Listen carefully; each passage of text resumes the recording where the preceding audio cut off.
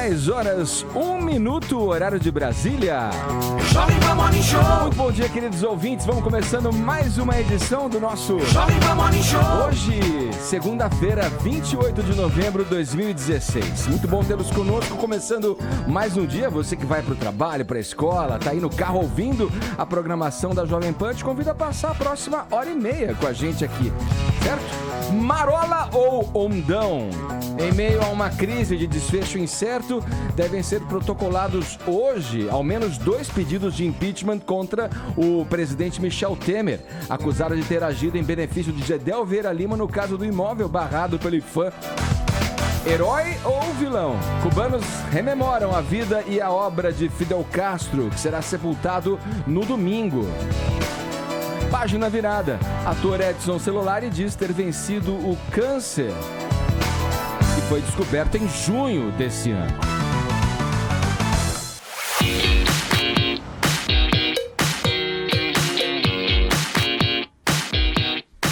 Bom dia, Paulinha. Bom dia, Ed. Vamos em frente nessa semana, hein? Vamos. Começar com muita energia, hein? Muita. Já temos uma hashtag pra chamar de nossa? Olha, tem a ver com o nosso convidado de hoje. Ah, legal, hein? O David Schurman, que é o diretor do filme Pequeno Segredo.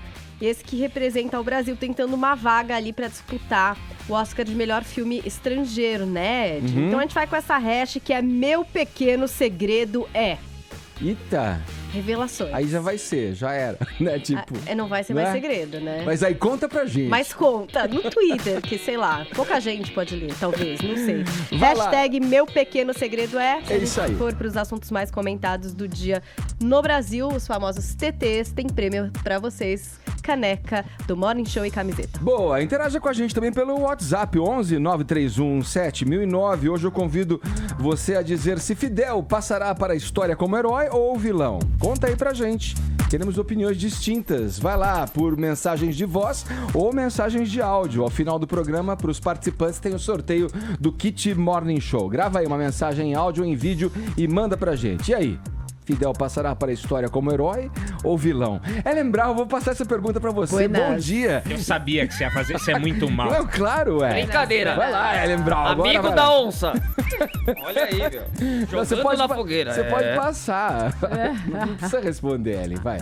Não, Há controvérsias, muitas controvérsias. Nenhum nem outro, né? Eu já me posicionei aqui em relação a isso. Acho que alguma outra pessoa que a gente tá tocando no tema, que eu acho que não dá pra colocar em nenhum e nem outro. É uma pessoa controversa como todos nós, né? Como todos nós. Como todos nós.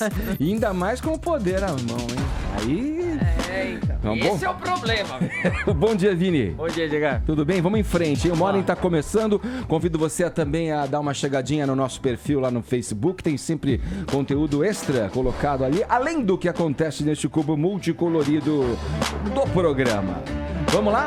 Vamos abrir o programa, como sempre, falando de política, aliás, mais um final movimentado aí, com entrevistas, com declarações do ex-ministro da Cultura, o Marcelo Calero. Quer dizer, todas as questões envolvendo lá aquela pressão sofrida pelo ex-ministro da Cultura, né, para a liberação de um projeto imobiliário, né, um empreendimento imobiliário na Bahia, numa área protegida, enfim.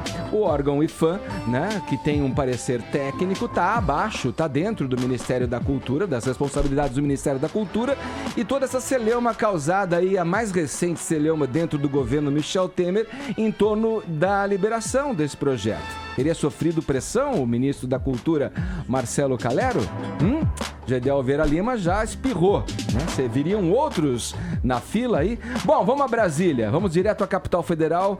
O presidente Michel Temer, ladeado aí dos presidentes do Senado e da Câmara, o Renan Calheiros e o Rodrigo Maia, convocou ontem, muitos de vocês ouvintes devem ter acompanhado a entrevista coletiva, né? E nela o Michel Temer deu um recado direto aí à população. Zé Maria Trindade traz os detalhes pra gente. Antes de você dizer a respeito do conteúdo dessa fala, o Trindade, me diga uma coisa aí. Em suas décadas de cobertura política na capital federal, Brasília, quantas coletivas desse tipo aí você já viu em pleno domingão, hein? Olha, se você tava falando que aí os políticos estavam sendo forçados a trabalhar na segunda e na sexta, dias normalmente de folga pros engravatados, né? O que dirá de uma coletiva convocada em pleno domingão? Bom dia, Trindade. Olha, eu fiquei assustado, viu? Muito bom dia, Edgar, bom dia a todos aí. Olha, Edgar, não é comum, viu? Agora, não é comum a convocação de uma coletiva do presidente da República, assim, de repente, num domingo. Agora, dos 3 presidentes, né, da República, da Câmara e Senado, eu te confesso que foi a primeira vez que eu tenho lembrança, assim. E olha, entrevista, assim, só numa crise muito brava, viu?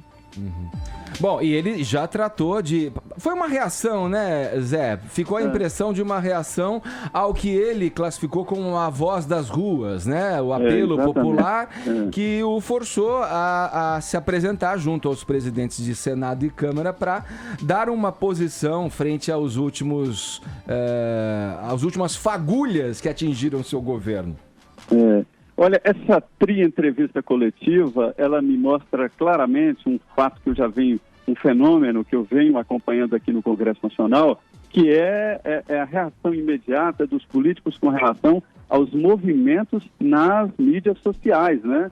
E uma resposta à imprensa de uma forma geral. O projeto das medidas de combate à corrupção foi mudado 4 vezes, exatamente por reações na mídia social e na imprensa, pressão mesmo no Congresso Nacional. E agora a pressão era muito grande contra essa anistia geral. Devo dizer que não é só anistia ao Caixa 2, aquele que os políticos acham que é inocente, né? Mas uma anistia que seria muito maior para lavagem de dinheiro, para origem ilegal de dinheiro, que seria corrupção passiva, e para também Caixa 2. E aí o presidente Michel Temer entendeu que era preciso colocar uma pedra sobre o assunto. Eu entendo, Edgar, que desta vez essa anistia subiu mesmo no telhado, como diz aquela história, né? Olha aqui, Trindade, eu queria te ouvir, eu vou colocar a Ellen nessa conversa com a gente, mas como você avalia que esse Congresso vai se comportar, já que o Congresso é o maior interessado nessa questão da anistia do Caixa 2, mas é uma coisa que está dentro da Constituição, é considerado crime, não tem como isso cair, quer dizer... os analistas políticos dizem que seria uma bravata isso aí, na verdade. O que você diz aí? Como você acha que vai reagir o Congresso agora frente a essa declaração do presidente nessa coletiva? Pois salve, Ellen. Olha, eu devo dizer que aquela história do uso do cachimbo deixa a boca torta, e não estou defendendo os deputados e senadores, mas era mais ou menos essa regra. Eu costumo chamar da ética da malandragem. Se podia roubar para fazer campanha política, para comprar iate, comprar casa bonita e carro, aí os deputados estão roubando, mas para financiar partidos políticos e eleições, todo mundo convivia com isso na maior normalidade. E, de repente, o mundo deles está sendo mudado e eles não perceberam. Estão perdidos, estão totalmente perdidos. Daí a ideia de não quero mais brincar disso, vamos mudar de jogo, e seria a história, esse argumento, né, de aprovar a criminalização do Caixa 2, anistia até aqui e vamos começar uma política. Só que esses ares não chegaram ao Palácio do Planalto. Você vê que o presidente Michel Temer ontem confessou que sabia que o Gedel estava pedindo um favor particular e, como disse a Ellen aqui em outra conversa, né, considera normal que isso acontecesse no governo dele e entendendo isso como uma disputa de ministérios, não era, né? Sim. Zé, fica com a gente ainda. O presidente da República, o Michel Temer, passa a mensagem de um compromisso, né, através da fala dele nessa coletiva de combate à corrupção no momento em que ele próprio, né, o governo mesmo se vê às voltas com questionamentos éticos aí. Ellen, o ex-ministro da Cultura, o Marcelo Calero, deu uma entrevista ontem ao programa Fantástico. Tinha dado uma entrevista já para a mídia impressa, bastante crível, ao meu ver ali, e se mostrou nessa entrevista, confirmou essa firmeza, né, na entrevista do Fantástico também, em suas declarações e acusações. O que ele e as pessoas a quem ele acusa disseram, Ellen? Bom, vamos ver até se, não sei se a gente tem um trechinho do áudio, Calero 1 e Calero 4. Temos, tá, então tá, daqui a pouquinho a gente coloca então, mas ele, ao falar ao Fantástico, ele detalhou novamente aquilo que ele tinha dito lá na Folha de São Paulo, né, dizendo que o presidente chegou até ele e propôs, na expressão dele, uma ticana, ou seja, uma trapaça que seria mandar essa questão, já que o IPHAN havia bloqueado ali o tamanho da obra, né, mandar essa questão para a AGU, para a Advocacia Geral da União, e que lá a AGU resolveria o caso. Ele negou que tenha gravado o presidente no gabinete, que tinha gravado apenas uma ligação telefônica de conversa protocolar e, mais do que isso, ele reforçou, então, essa pressão que ele sofreu, não só de Gedel, mas como também de Eliseu Padilha e também, então, do presidente Michel Temer. Foram 3 conversas presenciais que eu tive com o presidente Temer a respeito desse tema. A primeira delas aconteceu no jantar no Palácio do Alvorada. Eu pedi 5 minutos com o presidente e descrevi a ele o que estava acontecendo, ou seja, que eu tinha sido alvo de uma pressão do ministro Gedel. Ele disse que não me preocupasse, que ele trataria de dizer ao ministro Gedel que não tinha sido possível atendê-lo. Isso já foi na quinta-feira. Eu recebo uma ligação do Palácio Planalto. O presidente queria falar comigo com urgência. Quando eu chego no Palácio Planalto, o clima já era outro. Bom, e aí, é claro, repercutiu muito nas redes sociais. Ontem à noite todo mundo comentava essa entrevista. Mais cedo, o presidente Michel Temer, então, como lembrou aí o nosso colega Trindade, tinha dado uma entrevista em que ele disse que a gravação, se houvesse efetivamente, teria sido um ato indigno. Com toda franqueza, eu acho que gravar clandestinamente é sempre algo desarrazoado. É quase indigno, né? Ou diria mesmo que é indigno, em primeiro lugar. Mas um ministro gravar o presidente da República é gravíssimo. Primeiro ponto. Segundo ponto, se gravou, eu espero que essa gravação logo venha à luz.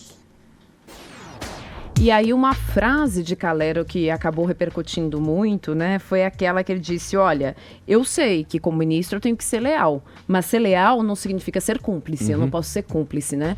Acabou fechando aí com essa frase. E aí, Trindade, eu quero saber o seguinte, essa coletiva que você nos chamou a atenção ontem, que foi dada mais cedo, foi organizada, teve algum tipo, eu tô curiosa para saber e contar um pouquinho os bastidores, chegou a se fazer algum tipo de recomendação velada, porque numa outra entrevista aqui à tarde, a assessoria do presidente recomendou aos jornalistas que ele só falaria sobre o Líbano. Ele não falaria sobre nenhum outro tema. Era um evento que ele estava aqui numa comunidade libanesa, só falaria sobre. Inclusive, a gente estava especulando, se a gente perguntar para ele, né, se nas eleições do Líbano existe dinheiro não contabilizado em eleições, enfim, só poderia. Aí houve algum tipo de censura do gênero ou não? Não houve.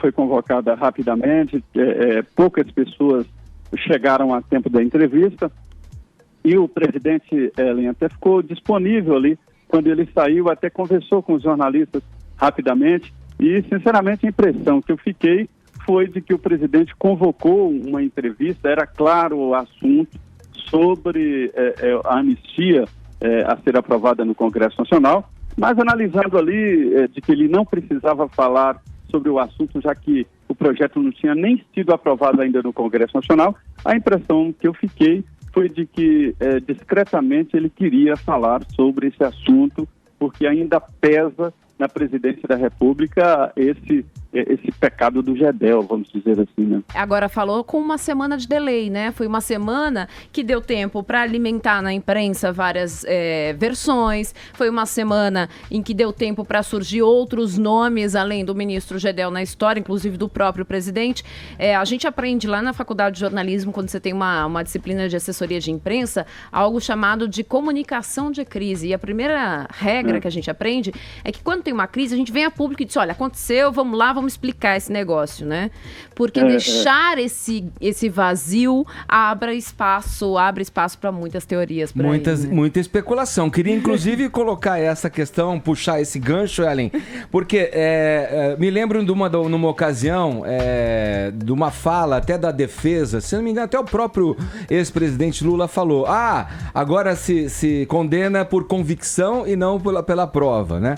A gente está diante de uma política viciada. Então vem um ministro que se demite, o ministro da Cultura pede demissão, se sentindo pressionado a fazer algo ilícito, leva isso ao público, o presidente se pronuncia em cima disso com o atraso de uma semana, gerando discussões e teorias em cima disso, quer dizer, e vem agora a público atender, segundo ele, a voz das pessoas, a voz popular, que não aceita, não vai aceitar mais isso e vai ficar de olho permanente. Quer dizer, se o cara vai ao presidente, reclama que está sofrendo pressão para cometer algo ilícito, dar uma canetada e liberar um empreendimento imobiliário numa área de proteção ali.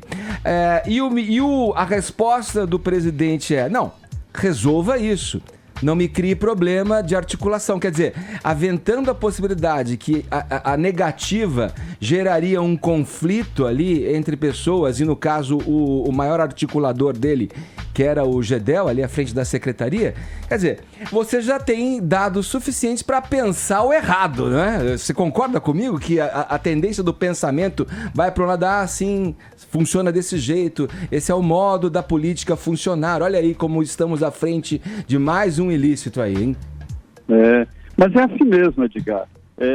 A política funciona, infelizmente, ainda assim, né? Os interesses pessoais. A gente vê no Congresso Nacional Salão Verde, é um mercado peça, é um local de negócios, né? Não de fazer política. O mandato está incluído entre as propriedades das pessoas e usam o mandato para ganhar dinheiro, né? Para fazer negócios, para aproximar do Estado. Agora, sobre essa fala do presidente Michel Temer, a impressão que eu fiquei, e Ellen, é de que ele estava ali já respondendo o que ele sabe que ia acontecer no Fantástico. Ele sabia da entrevista, sabia do conteúdo da entrevista. Então, ele admitiu, inclusive na entrevista, que demorou a demitir Gedel, até passou o recibo de que levou Gedel a pedir demissão, o jeito Michel Temer de ser, né? Sim. E se antecipou a entrevista que já estava gravada e já tinha até chamada, né? Certo. Trindade, obrigado pelo papo, ótima semana para você aí em Brasília. É isso, vamos começar essa semana. Um grande abraço. Tá certo. Eita. Vamos girar o assunto aqui no Morning Show, falar do campeão brasileiro de 2016, Enia. Como é que é? Enia campeão. Enia campeão. Brincadeira, hein? O Palmeirão se sagrou o campeão, conquista mais um título nacional. Agora já dá pra olhar pra frente aí e eu te faço duas perguntas, Vini. É o seguinte, vai manter esse time aí? Um time que, segundo o próprio técnico Cuca, não tem estrelas, é o conjunto e tal. E o técnico Cuca, inclusive, fica ou vai embora, hein? Essa é a maior dúvida do palmeirense, né? Se o Cuca fica ou não. Ontem ele se esquivou de todas essas perguntas. Ao que tudo indica, não. Ao que tudo indica, o Cuca deve ou ir para a China, ganhar muito dinheiro, ou deve ir para a Europa estudar mais um pouco. Mas é muito pouco provável que ele fique no Palmeiras. O novo presidente do Palmeiras, que foi eleito na semana passada, né, já está tentando essa permanência do Cuca, assim como o Alexandre Matos. Tá todo mundo conversando, mas essa semana ele deve se reunir com a família dele. Ainda tem mais um jogo pelo Campeonato Brasileiro no próximo final de semana, e só aí ele vai tomar uma decisão e anunciar isso para a torcida do Palmeiras. Com relação aos jogadores, Edgar, o Gabriel Jesus está de saída, né? O centroavante, um menino aí que foi artilheiro do clube no Campeonato Brasileiro, vai para o Manchester City, vai ser treinado agora pelo Guardiola. E o resto do elenco com certeza deve ter muitas propostas, né? Pelo Moisés, pelo Dudu, pelo Mina. Mas o Palmeiras vai fazer de tudo para manter o elenco e não sofrer igual o Corinthians sofreu ano passado, né? Com o desmanche que acabou prejudicando muito o time na Libertadores. Vamos aqui ao momento que sacramentou a glória alviverde, não? Vamos lá com ele? Vamos lá? Nilson! Do Palmeiras para a guarda de Dudu, para Zé Roberto, jogada ensaiada, sobrou na boca do gol, para descer, para gol!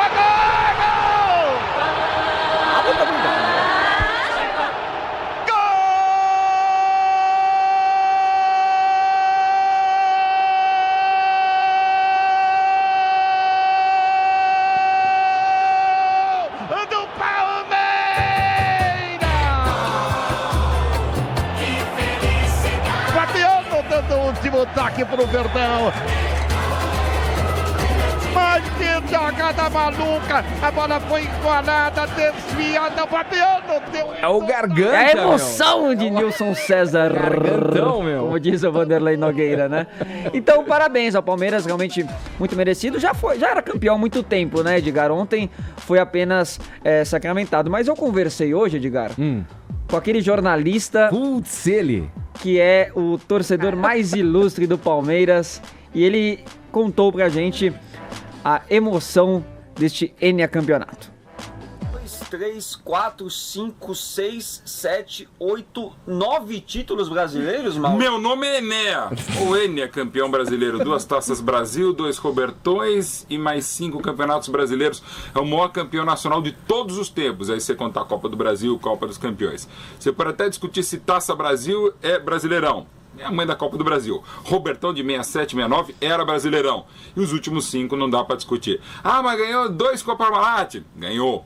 2 com a Academia também, a segunda. E agora ganhar com o Paulo Nobre. O Marco Paulo é palmeirense. Vem cá. É muito chororô, é muito mimimi. E dá pra fazer uns memes. Agora não dá pra discutir que uma rodada de antecedência contra ótimas equipes como Flamengo e Santos, e o próprio Atlético Mineiro, e do jeito que o Palmeiras jogou bem bonito no primeiro turno, não tão bonito, mas bem no segundo turno, onde só perdeu um jogo, é um campeão discutível. E de heróis improváveis como Jailson e como Moisés? Tchê.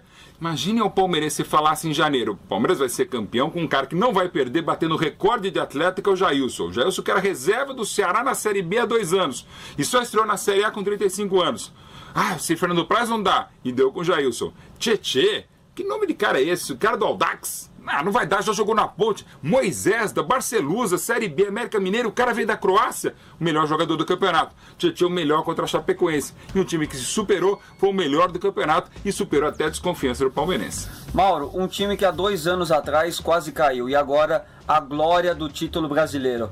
Qual que é o sentimento agora do torcedor palmeirense também? Alívio. A torcida do Palmeiras só gritou ontem no Allianz Parque aos 38 do segundo tempo, quando vencia a Chapecoense por 1-0, o Flamengo vencia o Santos no Maracanã, resultado que combinado dava o título ao Palmeiras, e o torcedor só foi gritar aos 38. O torcedor do Palmeiras é muito corneteiro e muito desconfiado. O Palmeiras tem várias derrotas inexplicáveis, mas é difícil explicar a emoção de ser palmeirense e do maior campeão nacional, e mesmo assim a gente corneta tanto. É próprio do palmeirense, como é próprio do palmeirense ser campeão tantas vezes. Parabéns, Palmeiras! Enia campeão brasileiro. 2, 3, 4. Tá aí, Edgar, parabéns mesmo, até só porque... podia ter desligado o Tinder do seu celular ao gravar o vídeo. Não, tocando na hora ali, né? Tocando. Pelo amor de Deus. Não, então, já que a Ellen alertou isso, eu quero dizer também que ontem o Grêmio perdeu de 5-1 para o Santa Cruz. É um time que está rebaixado no Campeonato Brasileiro. Campeonato brasileiro? Achei que você ia falar qual é a novidade. Brasileiro, gente.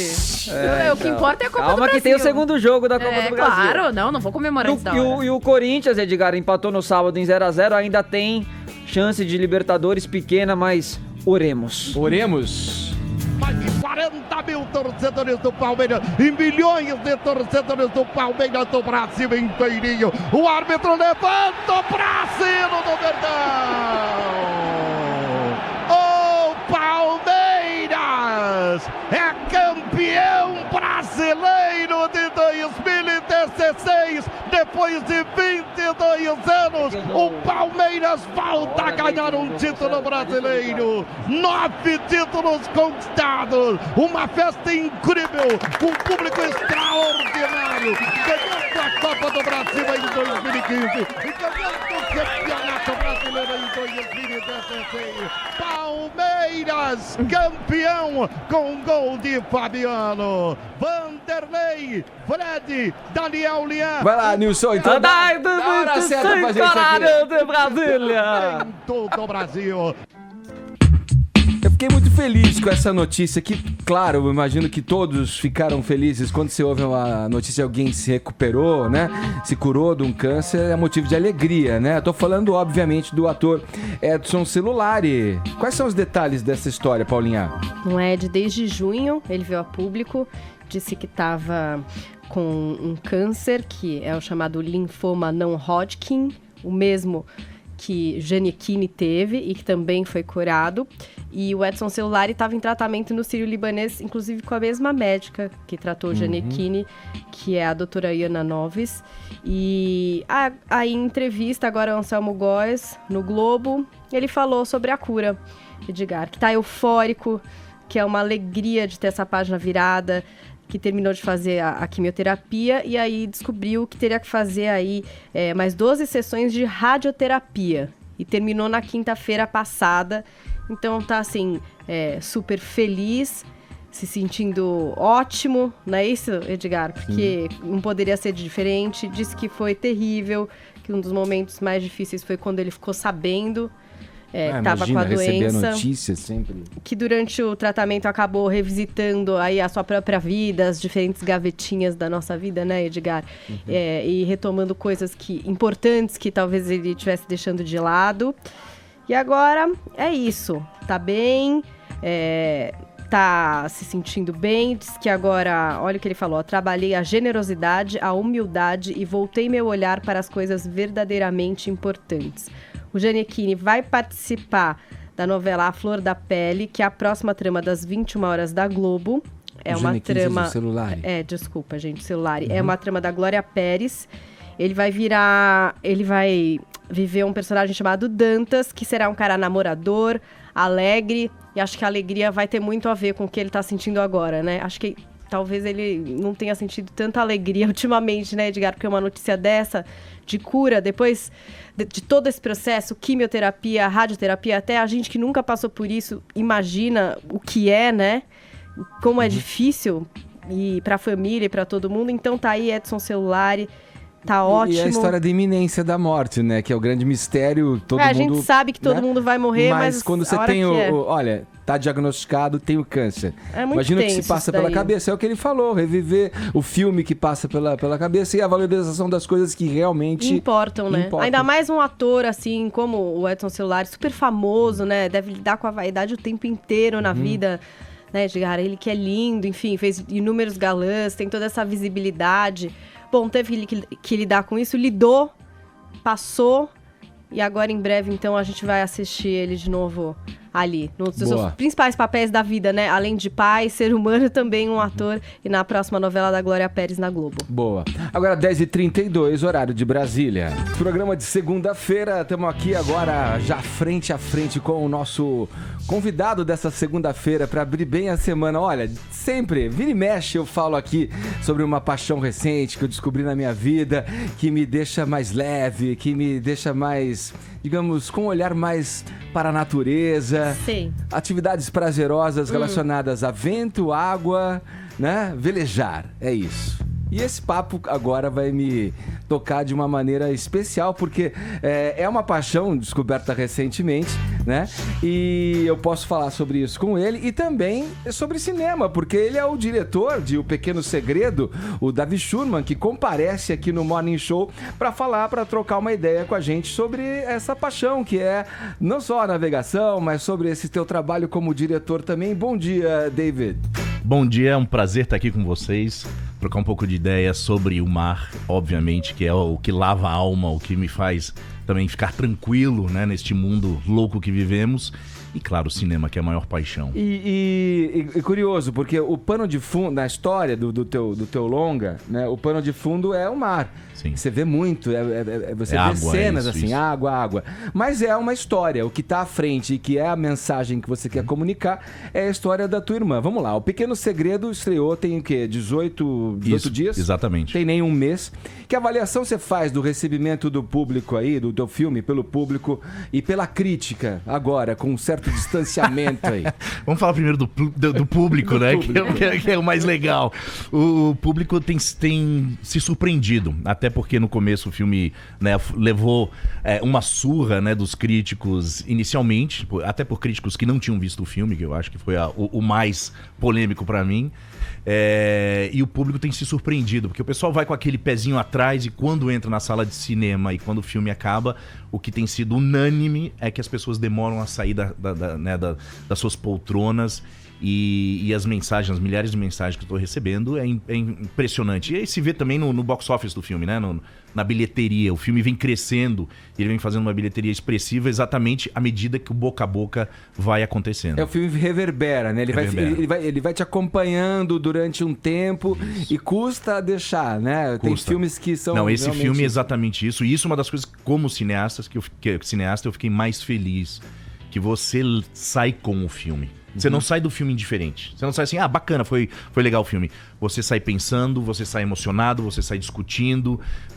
Teve um jornalista que falou assim, você sai do filme e você quer abraçar o mundo, né? Você quer abraçar as pessoas que você ama. Então ele tem uma discussão ali importante sobre amor, sobre a vida, sobre fazer algo que parece, né, forte, né, que é adotar uma criança com HIV. Eu vou passar aqui para os meus integrantes aqui, meus amigos da bancada, pra gente fazer essa sabatina com você, ô David.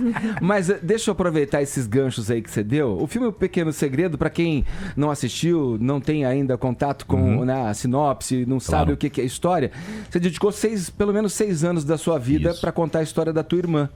A Cat, né, que era portadora do HIV e velejou com a família até morrer em 2006. Quando você coloca na balança aí a delicadeza dessa história, desse tema e o trabalho, né, para que o filme saísse do papel e chegasse às telas mesmo, o que você sente e pensa quando você se confronta com essa crítica negativa que você mesmo já... Claro. Uma das primeiras coisas que você falou, que você se referiu, foi essa crítica negativa. Como é que você reage diante disso? O que você pensa? Olha, cara, eu acho que o crítico tem seu papel.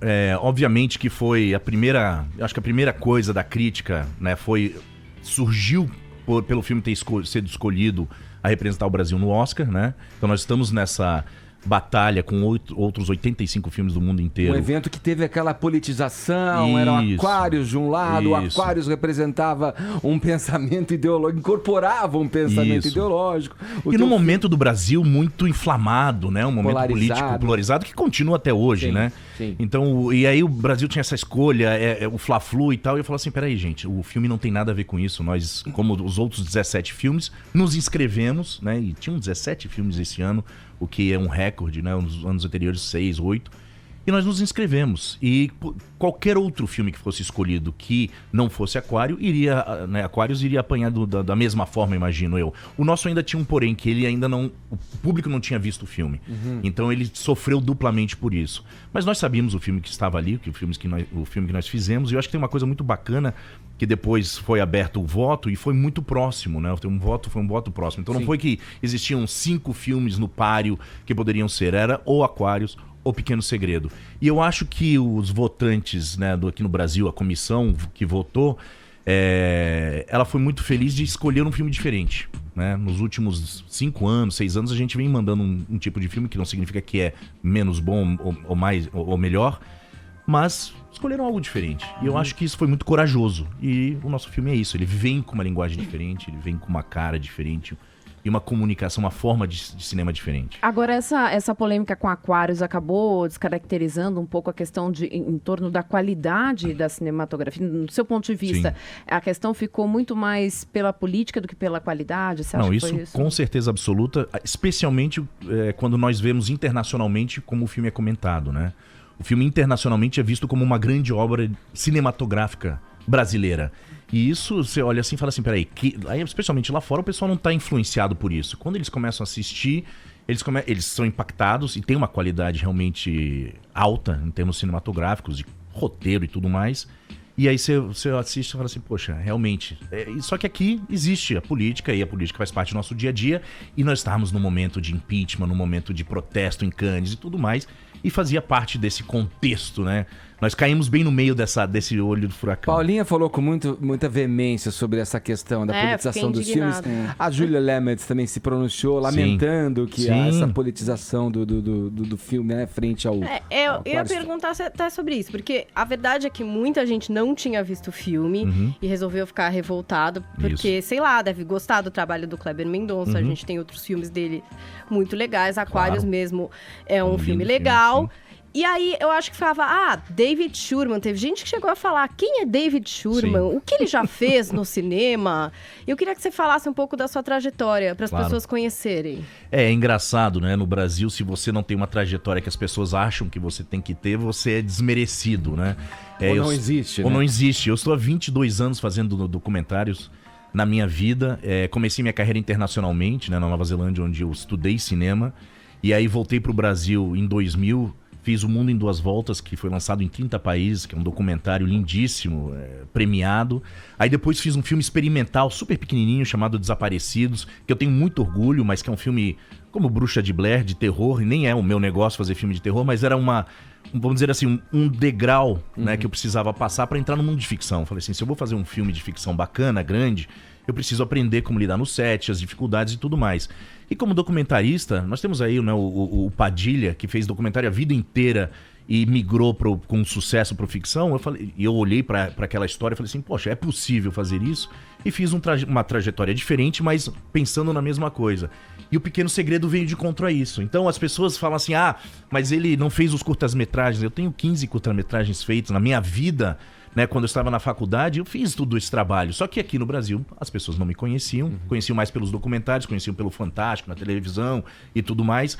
E que na época, né, dava 42 pontos de Ibope. Imagina, você tem uma audiência de 42 pontos de Ibope assistindo as tuas imagens dentro de um programa, é forte, é uma coisa importante, expressiva. Mas as pessoas, não, ele não é daquele cineasta tradicional que veio dali ou veio daquele faz o chamado cinemão brasileiro. É o cinema. Eu falo assim, gente, o cinema é plural, isso é o mais bacana, né? Sim, sim. David, nesse processo de críticas e de até ter sido subestimado, você ficou magoado especificamente com alguém?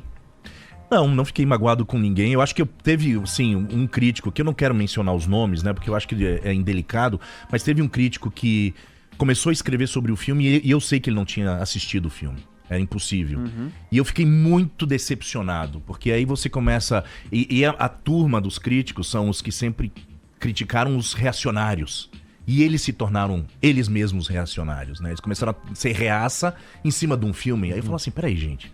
Que hipocrisia é essa? Como que essa hipocrisia acontece? Com certeza absoluta, para sempre, meus filmes vão ser criticados mal agora, né? Pro Brasil. Parece que... Mas é uma verdade que aconteceu. E eu não tenho... Eu só fiquei impressionado com isso. Sim. Vocês têm que entender, eu cresci em 60 países no mundo. Eu vi boa parte desse planeta, religiões, formas de lidar com dificuldade, energias...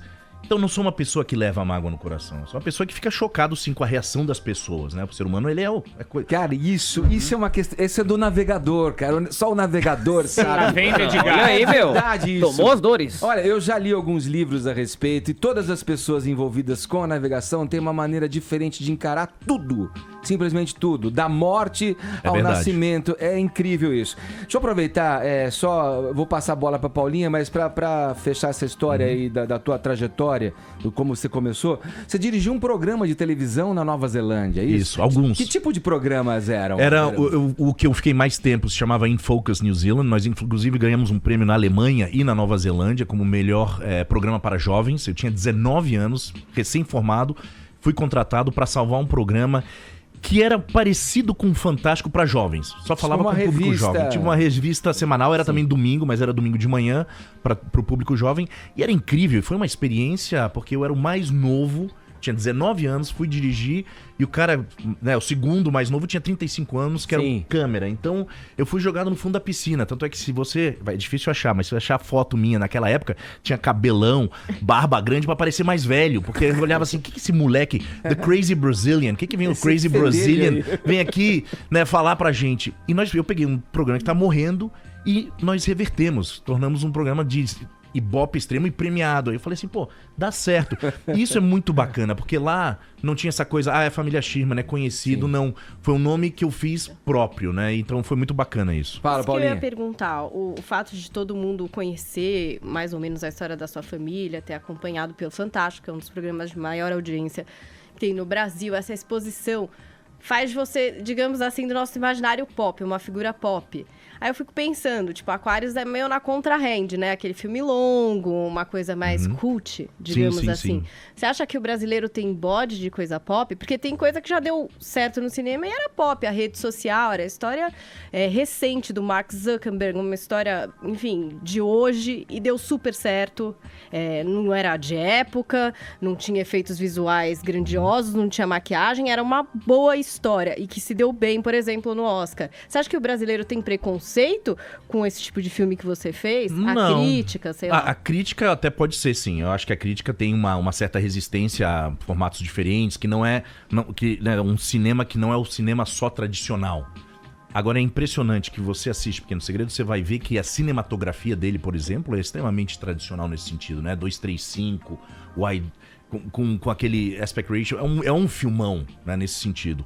Mas sim, existem, né, eu acho que existe esse preconceito de não ter... Tem muita gente que fala assim, mas não parece filme brasileiro. Aí eu falo assim, mas o que é um filme brasileiro? Né? Parece filme gringo, mas o que é um filme gringo? Filme bom, eu acredito que é filme bom, seja ele de arte, né, como o Aquários, que eu considero um grande filme de arte. Você viu o Aquários? Claro. Eu estava em Cannes, do lado dele, da Sony, assistindo. Que eu achei um filme muito bom, achei, eu bati palmas, né, eu ovacionei de pé o filme. Eu acho que é um filme de arte, lindíssimo, eu acho que é um filme que o brasileiro tem que assistir, como todos os filmes brasileiros, mas ele tem uma característica, né, ele é um filme de arte, ele fala de uma época, ele tem, como você falou, um ritmo, é uma outra pegada, né, já nossa, aí é linguagem. E é isso que eu acho que às vezes o crítico brasileiro não está acostumado, são linguagens de filmes brasileiros diferentes.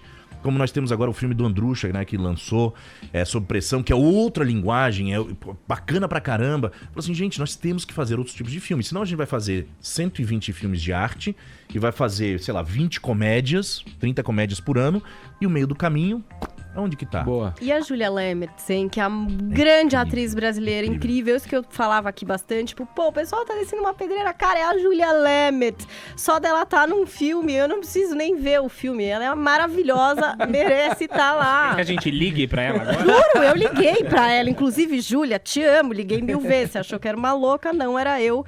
Porque, a Julia Lemmertz, é uma grande atriz brasileira. Né? Ela é Como que de uma aconteceu a chegada dela no Ela projeto? sempre foi a atriz que eu queria que fizesse a Heloísa. Desde a primeira vez. Isso é incrível. O outro dia, a Isabelle Gasparini, que é uma das produtoras associadas, e aliás, contribuiu nesse filme quase 5 anos da vida dela para esse filme.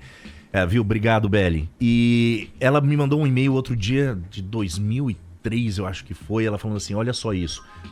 Né, elenco, quem que a gente tava sonhando? Primeiro, Julia Lemmertz. Porque a Júlia tem uma coisa que não são todos os atores que tem, que ela consegue trabalhar em cada setor. Então ela faz teatro como uma grande atriz de teatro. Faz uma novela, uma televisão, como atriz de novela. E faz cinema como atriz de cinema. Isso é muito raro. Um ator que consegue ir de um pro outro e se adaptar àquilo, porque são mídias completamente diferentes, forma de atuação completamente diferente. Além de ela ser uma incrível atriz, ela é muito generosa.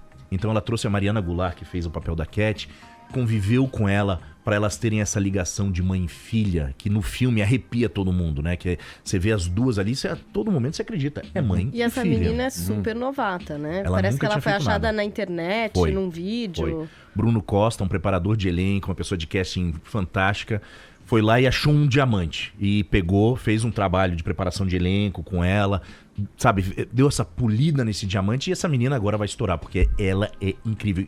Lógico, tem também o talento nato dela, né? Veio algo dela que ela tinha dentro dela, que é incrível. Agora, olhando hoje para a história da Cat, você acha que manter o pequeno segredo dela é a atitude mais correta? Seria nos dias de hoje a atitude mais correta? Hoje eu acho que acredito que, não sei, né? É aquela coisa temporal, né? Você sempre tem o tempo de quando as coisas acontecem. Quem sabe hoje as pessoas não teriam preconceito, né, que elas tinham na época, porque o grande medo dos meus pais era, se as pessoas sabem, capaz de ninguém chegar perto dela. Aconteceu um fato, né, incrível na missa de 7º dia da Cat, que uma mãe chegou pra minha mãe e falou assim, se eu soubesse, eu não teria deixado a minha filha brincar com ela. Isso depois que ela morreu. Uau. Então, assim, é forte. As pessoas têm os seus preconceitos e é normal, né? O ser humano, ele tem suas limitações porque ele não conhece. Uma vez que ele conhece, ele fala assim, não vou tocar nela, não vou pegar e não sei o quê. Então, é uma pergunta que eu acho que sempre fica, né? Acredito que não. Acredito que hoje né, as pessoas estão mais informadas, existem melhores remédios e tudo mais, os medicamentos estão melhores. Eu acredito que não seria necessário guardar esse segredo por tanto tempo. David, no filme não tem exatamente o retrato do cotidiano na navegação ali, né? É uma história vivida por ela no cotidiano, a escola, o balé, né? As atitudes mais, digamos, do dia a dia mesmo, dela com a tua mãe, né? Quando vocês perceberam, quando vocês descobriram isso, que ela era portadora do HIV, como que era a dinâmica disso, das viagens, como que na vida real, que não tá no filme, eu digo? Claro, não, tem uma coisa muito interessante que aconteceu na segunda volta ao mundo da família, que foram 2 anos e meio, e por isso, né, parte da razão que o Robert, o pai biológico dela, veio buscar meus pais foi, vocês vão dar outra volta ao mundo, vocês vão conhecer o mundo, e é isso que eu queria que a minha filha fizesse.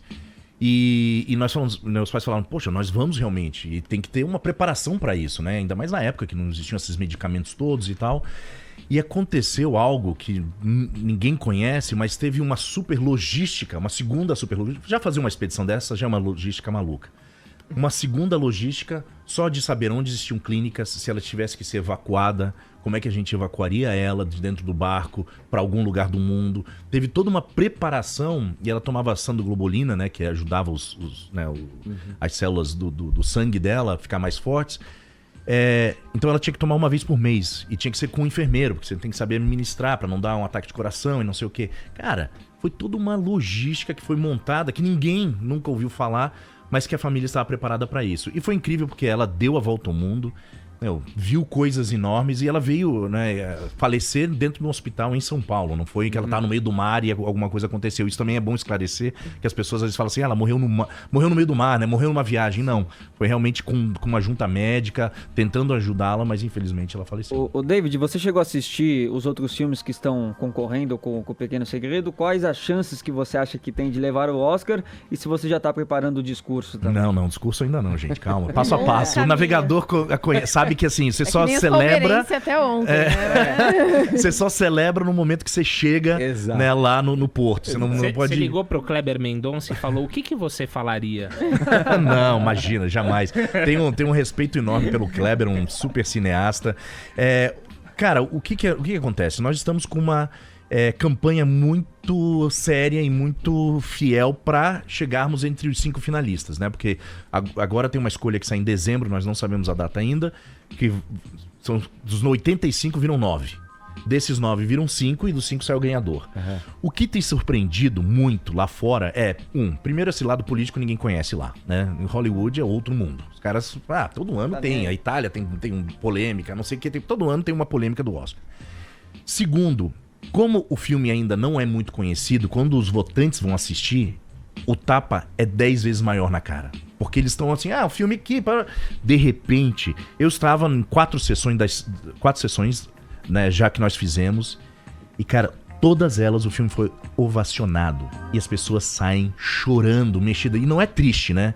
Porque ele é um filme bizarro nesse sentido. Ele te faz... É comovente. Ele é comovente. Uma história comovente. E você sai de lá pensando na tua vida, pensando no amor, o que é o amor, o que as pessoas são capazes de fazer. Eu atestei isso, porque eu fui com minhas 2 filhas e com minha mulher e a gente saiu do cinema e aí, ninguém falava nada, assim. É isso. Ficamos de volta no carro, todo mundo em silêncio, assim, quieto, até chegar em casa pra alguém falar. A primeira frase que assim, quem pegou a chave do portão? Nem era assim, o assunto totalmente desviado. Demora. Mas só encerrando o assunto do Oscar, que eu acho que é bem bacana, nessa campanha que nós estamos fazendo, e nós temos super apoio aqui, é importante mencionar, da Ancine, Agência Nacional do Cinema do Brasil, que é forte, ela é fundamental para nós, cineastas. As pessoas têm criticado ultimamente a cultura e tal, falam assim, gente, não, calma, não pode se botar tudo no mesmo balaio, existe gente séria, o cinema brasileiro é sério, então a Agência Nacional do Cinema, o Ministério da Cultura é muito bacana, por mais que agora tá cheio de polêmicas, né, aí no governo,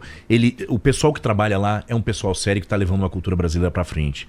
E Nós estamos nos preparando sim para ficar entre os 9, nós estamos nos preparando entre os 5, mas é passo a passo, é uma conquista, porque é que nem a Copa do Mundo agora, né? É o mundo inteiro, 85 para 9 vagas. Só que nós estamos com estrategistas, um cara que fez a estratégia do filme que ganhou, chamado Mar Adentro, e que fez do Labirinto do Fauno, que foi um filme muito falado. Realmente, ele é um estrategista que foi contratado para trabalhar isso, porque você precisa desses caras. Tem isso também, né? Faz tudo parte do negócio. Olha, David Schurman conversando com a gente aqui no Morning Show sobre o Pequeno Segredo. Eu não posso deixar sem ir embora. Afinal de contas, temos muitos ouvintes que estão se iniciando na arte da vela, do velejar, e gostariam de saber, eu não tenho dúvida nenhuma, né? Qual a maior qualidade que deve ter um navegador? E para quem está começando nessa arte aí, o que você poderia dizer? Cara, eu acho que todo navegador, bem no começo, ele fica um pouco afoito, porque é uma coisa nova. É calma. Sabe, ter muita calma, fazer as manobras com calma, manobrar o barco com calma, ter muita serenidade no mar. Mesmo numa tempestade. Não, principalmente numa tempestade. Porque o grande lance é o seguinte, o pânico é onde você se machuca e você pode morrer, afundar um barco. Então, assim, é calma. Tem uma saída, tem uma forma de lidar com a situação as mais extremas possíveis, né? Seja no cinema ou seja no mar. Sempre tem uma forma de você lidar com a situação. Então, é você ter essa serenidade, ter essa calma para você fazer as decisões corretas. A navegação aguça um olhar filosófico para a existência, né? Para a vida. Não, 100%. Né? Isso é um recado meio pro Temer também, né? Eu acho que para todos os nossos governantes, né, no Brasil, essa coisa de ter essa calma. Mas falando em calma, eu acho que o Temer preferiria muito mais uma calmaria à tempestade. O que é pior, a calmaria ou a tempestade? A calmaria. A calmaria. A calmaria é bem pior. Eu já passei uma semana em calmaria no meio do Atlântico. Sem poder fazer nada. Sem poder fazer nada, 35 graus, aquele sol batendo. Você dá uma nadada ali, né? Porque o barco tá parado. Mas é assim, é parado que nem isso aqui, cara. O mar fica no meio do oceano, espelho. Há 15 dias, 20 dias de terra. E você não acredita, e é um espelho. No primeiro dia você é assim, gostoso, vai dormir tranquilinho, né? Porque não vai mexer a cama. Cara, mas depois dá uma aflição. Qual foi o pior perrengue que vocês passaram navegando? Olha, a família não estava mais a bordo, mas a família pegou uma tempestade onde os mastros, perderam os mastros, tinham ondas de 10 metros saindo da Nova Zelândia, no começo do inverno. E foi um pior momento. Foram 11 dias de mar, com barco, pelo menos desses 11 dias, 5 dias à deriva. Foi o pior momento. E muita gente falava assim, isso é pra vocês desistirem, né? Aí meus pais no final falavam assim, não, se nós sobrevivemos é pra continuar. Saímos melhores. Saímos melhores, mais fortes, né? Com certeza. Eu queria que o David também falasse sobre os próximos projetos. Boa. A gente sabe que tem esse filme Dot, que vai trazer a cinebiografia da irmã Dorothy Stang, um caso também bem polêmico cabeludo, aqui. Como é que tá? Já tá... São 2 filmes, né, que você tá agora? São 2 filmes que eu tô desenvolvendo, né, que ainda tem um caminho aí pela frente de processo de finalização do Pequeno Segredo, de lançamento não só aqui no Brasil, mas no resto do mundo. O filme tá nascendo ainda, mas como cineasta sempre fica já na coceira de fazer o próximo. E aí tem o Dorothy Stang, estive com o irmão dela já 2 vezes em Los Angeles, entendendo quem é essa mulher, porque não era uma freirinha normal, ela era uma freira revolucionária que veio defender uma posição sabendo que ela tinha que correr esse risco. O que faz uma pessoa ficar defendendo algo sabendo que ela corre risco de morte? E eu queria botar uma visão não aquela visão de lá vem o gringo americano querendo salvar o Brasil, mas uma visão real, né, do que realmente ela queria aqui, o que ela estava fazendo. E eu acho que vai ser um pouco mais um filme de tensão, né, onde o Pequeno Segredo ele emociona e toca a alma. Esse é um pouco mais de tensão, o que acontece na vida dela. E, enfim, nós estamos começando agora a procurar os roteiristas que vão colaborar com esse filme. É verdade que você quer trazer pelo ponto de vista de um jornalista? Isso, exatamente. Tiveram vários jornalistas que fizeram documentários com ela. Inclusive, a história dela já virou 3 documentários, uma ópera em Londres, né? E ainda não virou um longa ficção. E aí o meu João Roni, meu produtor, que fez Pequeno Segredo comigo, me convidou, ele que está realmente liderando essa campanha do Dorothy Stang. E aí eu fiquei super lisonjeado, porque é um filme que tem produção aqui no Brasil, produção gringa, é um filme já bem bacana. Ô David, e série, que é uma coisa que, né, cada vez mais... Sim. Tá aí, né? Tá aí, Amo né? série. Você já pensou em alguma coisa nesse sentido? Pensei, claro. Não, eu acho que tem uma coisa da série que é muito bacana, que é como fazer um grande filme, né, em vários capítulos. Hoje em dia você tem essa liberdade Nós temos uma série que vai ser lançada sobre a última volta ao mundo da família Sherman, chamada Expedição Oriente, que chega agora dia 10 de dezembro. Aliás, quem estiver pela área de Santa Catarina, Itajaí, meus pais chegam lá, eu vou estar lá recebendo eles depois de 2 anos, 3 meses. Ano que vem, em abril, eu acho que tá para abril, maio, na National Geographic Channel da América Latina, vai sair uma série de 10 episódios de 1 hora, uma série grande, sobre esta volta ao mundo. Mas eu tô desenvolvendo uma série de ficção com uma outra produtora, né, amiga. E quem sabe essa série ou vira algo pra Netflix ou pra algum canal de televisão. É uma série muito bacana, de uma ideia, aliás, de uma mulher que vive 7 vidas. É uma coisa bem legal. Olha, isso tudo é sensacional, mas vai te tirar tempo, você não vai navegar mais, né? Com tanto de compromisso O cara quer que você desista tem, de tudo e volte só a navegar. Não. Navegar é onde você zera. É preciso, né? Mas não toda hora. É onde zera tudo, você precisa estar no mar. Olha, muito legal. A gente conversou aqui com o David Schulman, cineasta, diretor de O Pequeno Segredo, filme brasileiro que concorre a concorrer ao Oscar, né? Isso. A gente tá na torcida aqui. Mais sucesso pra você, viu, David? Obrigado, viu? Muito obrigado a todos vocês. Eu queria só fazer um convite pro Brasil ir assistir Pequeno Segredo nos cinemas. Muita gente fala assim, vou esperar uma semana, vou esperar a segunda. Só que com a competição de filmes que nós temos de lançamento, o filme fica muito tempo, pouco tempo em cartaz. Né? Então, por favor, vão ao cinema essa semana, aproveitem, porque esse é o filme pra assistir no cinema, gente. Boa, valeu. E a nossa hashtag Meu Pequeno Segredo está nos TTs, então olha tem aí. prêmio pra galera do Boa, Twitter. Vocês tá podem vendo? continuar tweetando aí, hashtag Meu Pequeno Segredo tem gente se confessando por aqui, tem gente falando que não interessa. Já. Enfim, aquela conversa maravilhosa do Twitter. Vamos conferir já os pequenos segredos do WhatsApp também. Obrigado, viu, David? Obrigado, pessoal. Um abraço pra você. Um abraço. Olha aqui, a hora da boa notícia. Hoje comemorando aí os 30 anos da ONG SOS Mata Atlântica.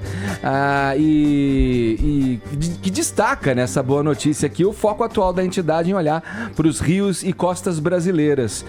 Aproveitando o assunto aqui, o nosso convidado, né? Tá tudo interligado, né? Quando se fala da poluição dos rios devido ao despejo de esgoto não tratado e dejetos químicos da indústria, é impossível vislumbrar alguma possibilidade de melhoria nessa condição sem considerar o bioma Mata Atlântica, que tem a relação direta aí com a filtragem da água e a proteção das nascentes. Há 30 anos, o SOS Mata Atlântica monitora e mapeia com o auxílio de satélites as áreas ou o que resta da mata original. Também a parte do processo, ações de plantio e espécies nativas em áreas cruciais de revitalização.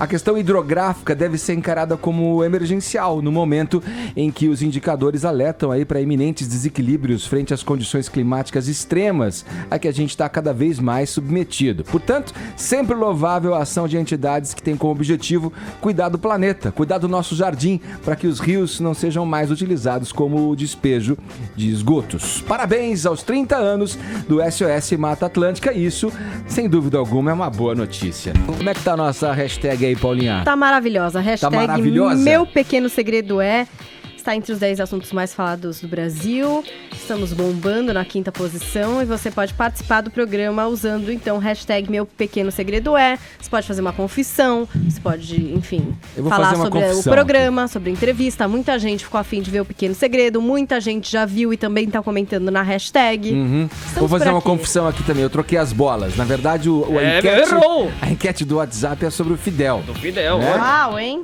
Mais perdido que velejador, hein, velho? Sem a bússola, né? E a galera do YouTube aqui participando também, o grandioso Heisenberg, o Fernando Estevão, o Heisenberg? Leonardo Compadre Washington é uma das pessoas queridas aqui Almeida. O Heisenberg é o Walter White, não é? Tem chapeuzinho, acompanha o programa, pra você ver a importância, né? Vamos ouvir aqui uns WhatsApp, vai. Bom dia, Morning Show, aqui é Rubens Santo André, advogado. Ele escreveu a história dele. Basta analisarmos de todos os ângulos. Para alguns, ele será herói. Para outros, não. Para outros, inimigo mortal. E assim a gente vai entender a história dele, o legado que ele deixou. Eu entendo que depende do prisma que você acaba olhando essa situação. Bom dia, um ótimo dia a todos. Quer dizer, aí até eu comento, né, meu? Nada foi bom, mas foi ruim, mas... Advogado, né, gente? O Rubens deu uma sabonetada, Rubens. Bom dia, Morning Show, aqui é Fábio de São Paulo. Na minha opinião, eu acredito que Fidel Castro ele vai ficar para algumas pessoas como carrasco e para outras como herói. Particularmente, eu acho que ele foi um grande carrasco, um líder absurdamente preconceituoso, que levou um país à miséria praticamente absoluta. Quem já foi para Cuba pode afirmar aí as minhas palavras. Um abraço, ótima semana para vocês. Bom dia, amigos do Morning Show. Aqui quem fala é Brian Lippi, Boston, Massachusetts. Com relação à pergunta de vocês, de acordo com a inversão de valores que hoje existe no Brasil, com certeza esse ditador sanguinário, assassino, deve ficar como herói, principalmente para os esquerdopatas. Na minha opinião, ele vai passar como um bandido cruel. Olha aí. Isso que é opinião. Meu nome é Simone Pereira. Eu acho que ele não vai passar nem como herói e nem como bandido, porque dentro do país ele tem muita gente que ainda é favorável à revolução, ao que foi feito. Tem os pontos positivos, mas muitos negativos. Muita gente morreu em pró de um bem-estar geral. Eu não acredito nisso. Eu acredito que o bem só pode vir com liberdade. Bom dia.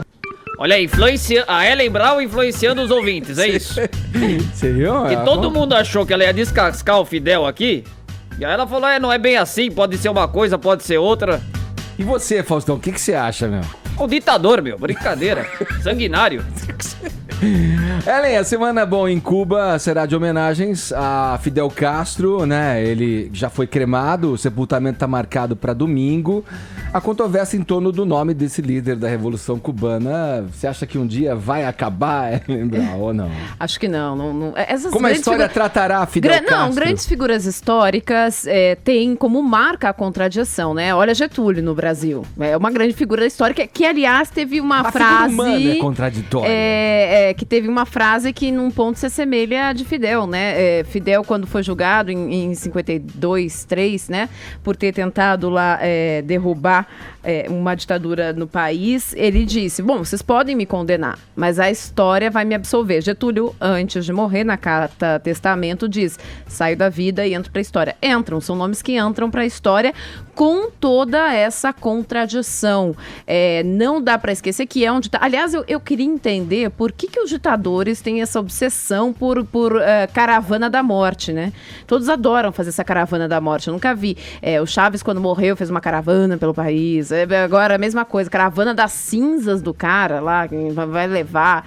Quem já foi a Moscou, já viu lá o corpo do Lenin, que fica paradinho lá, mumificado. Precisa ter uma coisa meio, né? né? Assim, eu entendo a simbologia de se marcar ali a história.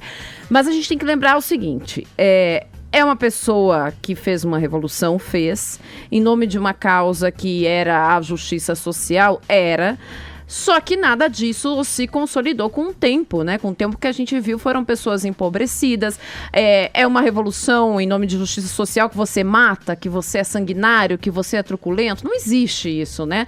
Você não pode usar os meios... Né? Os fins não podem justificar o meio. E de farda. E de farda, né? Os fins não podem justificar os meios que você usa para chegar ao poder, né? E as coisas boas não apagam as ruins, né? Exatamente. Porque tem gente que parece que faz uma matemática muito louca. Exatamente. Quer falar que, aqui ele matou mas tudo bem, porque aqui ele melhorou a vida de 10 pessoas.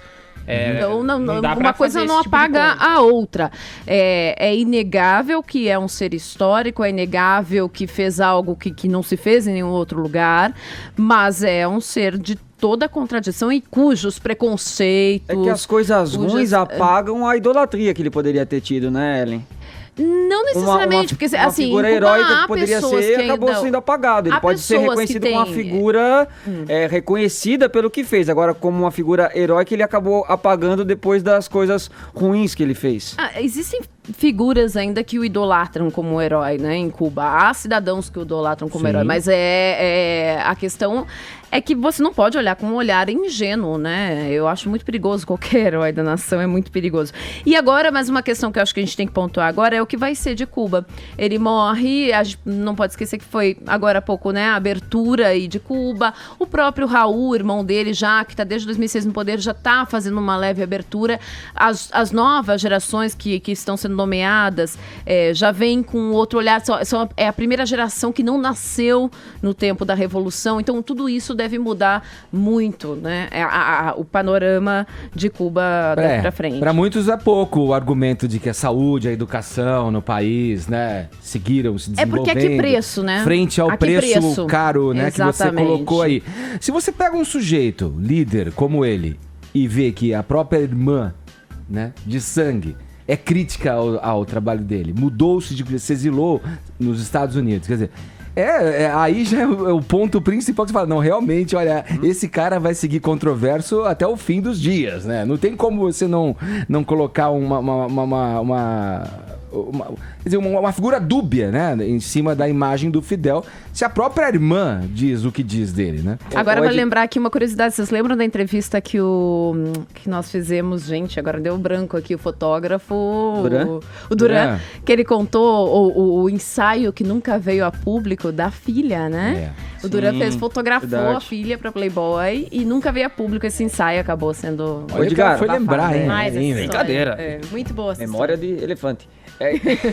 Edgar, só para ressaltar um pouco mais dessa figura dúbia que você falou, duas figuras do vôlei, a Ana Moser e a Ana Paula, né, grandes jogadoras que nós tivemos. Olha só a análise das duas. Da Ana Moser: parte do que sou devo ao voleibol cubano, fruto de uma revolução iniciada por Fidel, que elevou o potencial do povo cubano também no esporte. E aí a Ana Paula colocando assim: aqui lembrando as barbaridades que as cubanas nos contavam sobre Fidel. Uma delas, ele ficava com 100% da premiação delas de todos os torneios. Então, duas figuras que conviveram com as cubanas. Sim. E que tem análises diferentes sobre Fidel Castro. E a Mireia, né, a célebre jogadora cubana, comentou, né, nas Olimpíadas agora, o voleibol. Também. Se eu não me engano, não sei se foi a rivalidade era muito forte, TV, né, entre Brasil e Cuba, né? ESPN, não sei.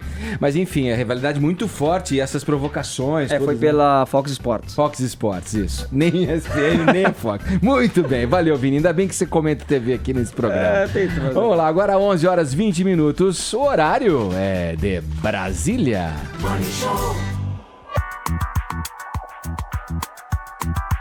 Fala mais de TV, vai, Vini. E aí, meu? Bota aquela trilha lá, Edgar. Peraí, não, essa merece. Bota aquela. Porque isso aí tá se tornando a briga do momento na televisão brasileira, hein? Entre dois apresentadores. Imagine só. Ele, um ser jurássico da televisão brasileira. Jurássico? Não é? É um elogio? Edgar? Um cara clássico. Para de falar de si, pô. O Raul Gil. E o outro ser jurassiquinho, vai. Também já tá um tanto aí, vai. Otávio Mesquita. Os caras estão em pé... os caras estão em pé de guerra, Vini? Então, Edgar. O que aconteceu? Bom, já noticiamos aqui que o Raul Gil não fica no SBT para 2017. Aliás, ele até conseguiu prorrogar o programa dele até fevereiro. Que o motivo é o Otávio. Então, não sou eu que estou dizendo. Olha. É o próprio Raul Gil.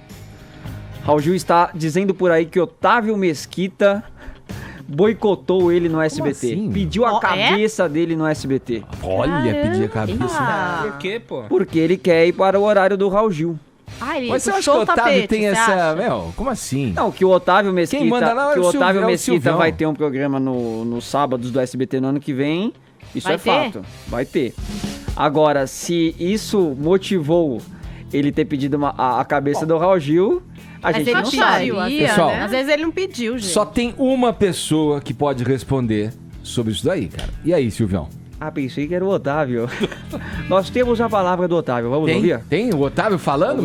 Vamos ouvir. Ô, Silvio, mas você autorizou isso aí ou não? Não, você sabe que eu não queria nenhum dos dois. Mas o Otávio me pediu, aí eu mandei o Raul embora. Vou ouvir. Mais uma vez, pela 30ª vez, eu venho dizer para você o seguinte: eu não tenho nada a ver com a saída do Raul Gil do SBT. Gente, existe um comitê artístico profissional, existe obviamente o Silvio Santos, eles decidem a programação, não tem nada a ver comigo. Quem sou eu para tirar Raul Gil do ar? Gente, não tem a menor condição. O Raul insiste nessa história de que eu falei, de que não sei o quê. Não, é balela. Eu não tenho essa capacidade. Eu tenho que cuidar da minha vida, do meu programa, Raul. Por favor, pare de falar que eu fui o culpado. Eu não tenho nada a ver com isso. Tá ficando chato para você e para mim também. Acaba com isso. Bom, foi a primeira coisa que eu pensei. Será que eu entendi errado? Você entendeu errado, Silvião.